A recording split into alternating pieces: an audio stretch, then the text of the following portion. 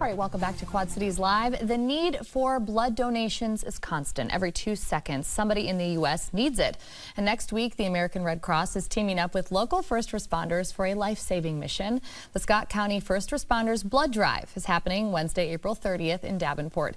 And joining me now from the Red Cross with details is Gwen Bartoluzzi. Did I say that right, Gwen? You did, okay, yes. Okay, good. I should have asked you before we started the segment. That's a cool last name. Oh, thank you. Thank you so much for being here today. This sounds like such a fun event. Yes, thank you so much for having me. I appreciate it. Yeah, we're very excited about this. This is our first time doing an event like this here in the Quad Cities, so we're very excited. Yes. Okay, so tell us all about it and what makes this this blood drive a little more unique maybe than other ones. Sure. So we're having our Davenport Community Blood Drive. Scott County First Responders, they are supporting it along with the Iowa Donor Network. Okay. So at the drive, you can come donate. We'll have the Iowa Donor Network there. So if you're interested in any information, they can talk to you.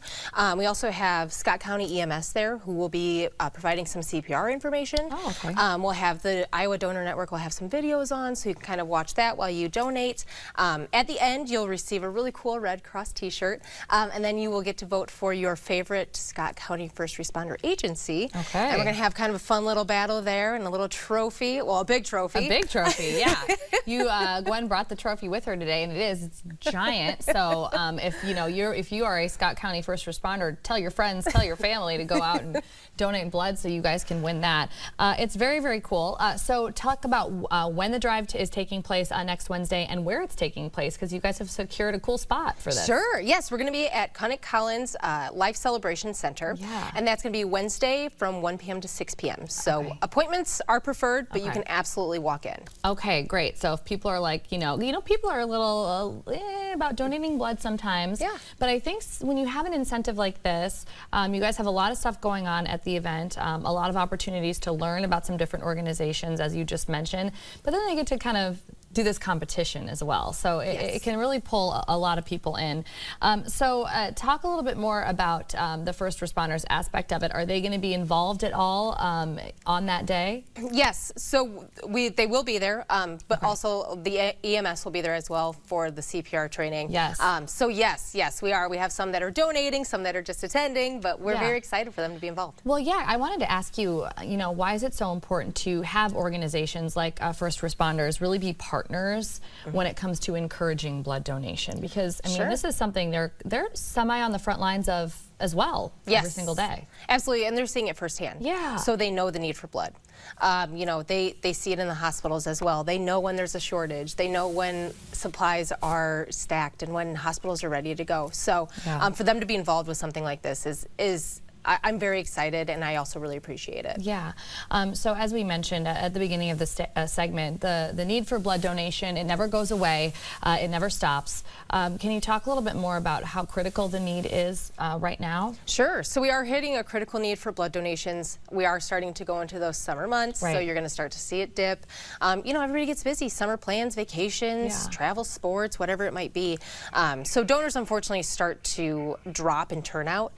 So that's right now we're really trying to boost our numbers to make sure that hospital shelves are ready and prepared. Okay, yeah, and I like that you talked about that too, because we've heard it before, whether it's on the news or whether it's on this show, when you have a holiday that comes up, like a Christmas holiday or a Thanksgiving holiday, and it's not top of mind for people, you do see an impact on those shelves. I mean, you guys see it all the time, and I think a lot of people, they think, well, it's just me. People are still donating just because I'm not able to donate. But that's the way a lot of people think. Yes. So it is important to try and keep that top of mind for anybody who is available to donate. With that said, who are some of the patients that, are really in need of these blood donations? Sure. So definitely trauma patients. I mean, when a trauma patient comes through that door, somebody who's been in a car accident, they want to have that blood ready on the shelf to go.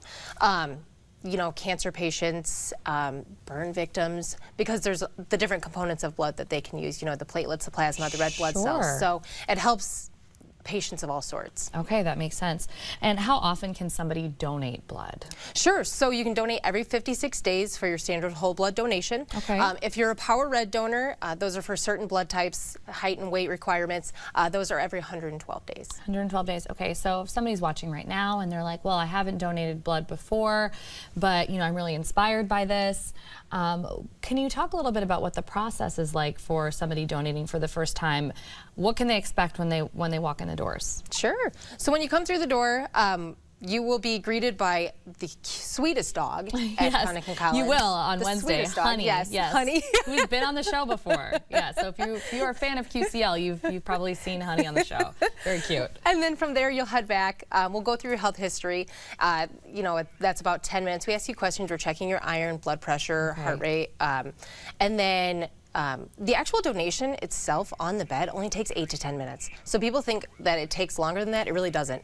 And then after that, that's when the fun begins, right? Yeah. You get to vote. You get your T-shirt. You get some food. I mean, so usually it's about 45 minutes. And I always say, if you're a little nervous, bring your favorite book, bring your favorite podcast, pop in your headphones, and you'll be good to go. Yeah, okay, well, there's all the information for folks who are thinking about it, and I'm glad you put people's nerves at ease, because I think it always helps to hear, hey, it's not as big of a deal as you think it is, and you're doing a really good thing. So there's the address, Connick and Collins Life Celebration Center, again, Wednesday from 1 to 6 p.m. And if you want to learn more about what we talked about here today, which is the critical need for blood donors, or if you want to make an appointment to donate at any other time, you can visit the website on your screen, redcrossblood.org, and you're going to be able to get what you need and find out where you need to go for that.